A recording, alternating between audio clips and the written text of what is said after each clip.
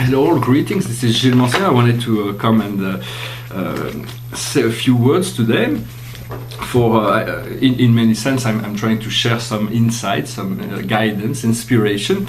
Yet it is clear that he who knows does not speak, he who speaks does not know.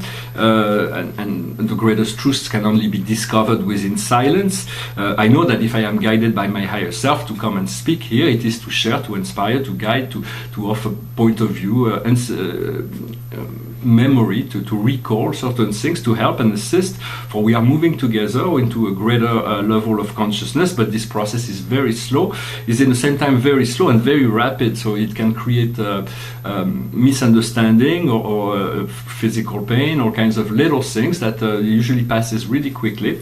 So it is very important to pay attention to what is going on within ourselves, and to trust and to allow and to forgive all those parts of ourselves that can be in disalignment, in order to heal them and move forward.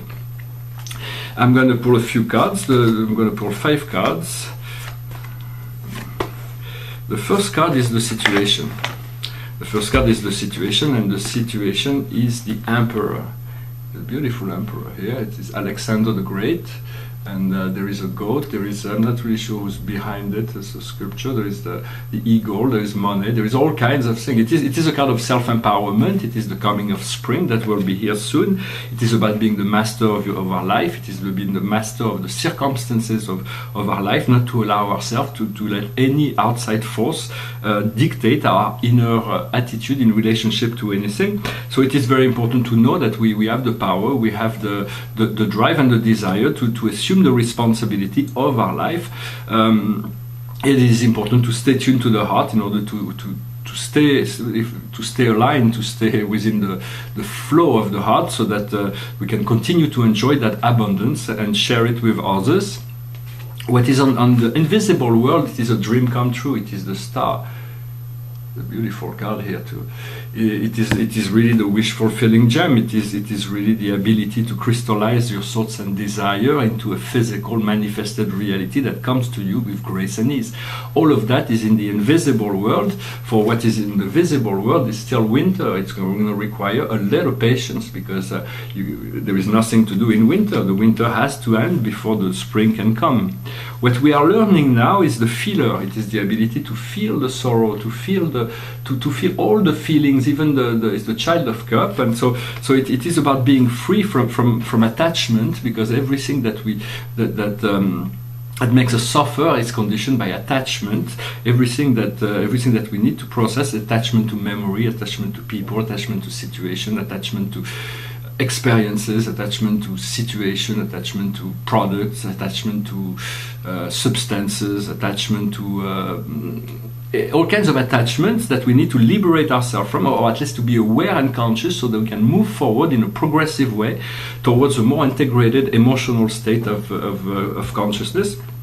There was an English philosopher, I think it was English philosopher, who was named and he thought that emotional intelligence was far more important than intellectual reasoning.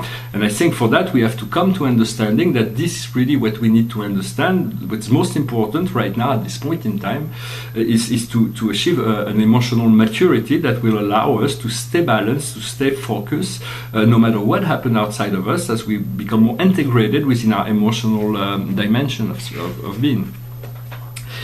And the outcome and the final result of that is a card that we're going to have to explore a little bit. It is the child, it is the fool, it is the beginning, it is the end, it is a new cycle, it is a quantum leap, it is the ability to be free from all those old fears and situations. So what is the tiger of fear? The tiger of fear is anger. For when we are faced with things that make us angry, anger is a natural, eternal state of being. There is always this dynamic energy that will, but it has, in a sense, when the Buddha was angry, he used to send love and light to the person that made him angry. So he would protect himself. It was a natural response. It wasn't once there is no more button to push. So it's about allowing to to clear up all this anger, all this negative anger. For anger comes from stress very often, and it comes from carbon monoxide that is stuck within our lungs, and so it is important to clear our lungs, to breathe and bring as much oxygen as possible. As the more oxygen we can bring into our body, the more we are able to bring this light. For oxygen is the source of lucidity within the blood system. It is a magical element. We'll talk more about elements and atoms and particles. They all are quite unique and beautiful. And so this anger it is really what we feel we may be afraid of. How we make our leap into the future through the wheel of fortune. So it is going to be a quite magnificent leap. We can make this leap into the magical, we can let bygones be bygones, and move into something that is truly wanted, is truly enjoyable, where we can fully feel like you're really living it, you're really like doing something that has sense, that has meaning, that is fulfilling.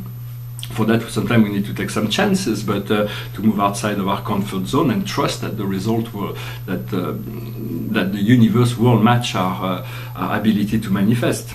How does the tiger of fear looks like? It looks like confusion. For sometimes we become confused, and it's because our logical mind is completely incapable of fully understanding the situation, and therefore there is in relationship to things and people and situation, the past, present, future, the ins and outs of things, and so there is confusion. But confusions, we can always let go of the mind, go back into the heart, and from the heart you receive a guidance, or you project yourself into a higher planes of consciousness. When you let go of whatever situation that makes you confused, you go into the clarity state and move into this higher realm, and from there you are able to ascertain some of the aspect that made you confused, and usually there is a wisdom, a guidance, some kind of understanding that comes as a result of that experience of doing this meditation, doing this time to breathe and step out. And our heart will call us to go at the end. This is about for 1 month. At the end, so it's the card of death. The card of death is a wonderful card in the tarot. It's the card of transfiguration. For we have to say yes to death. When you say yes to death, you say yes to life. For if you're afraid of death, then you're afraid of life. Or if you can die every moment, you will be reborn. Every time we die, we get reborn. And so the more we are able to die to one state, the faster we grow, because we become more. And what's wonderful about this card of death is this. It is a card that announces change. Doesn't say it's positive or negative, but it announces change that are inevitable. There is nothing we can do to prevent it or to make it happen. It is something completely natural. So allow everything to happen. Do not fear anything, and move forward with trust, and things will definitely flow towards the realization of that self-empowerment of the Emperor.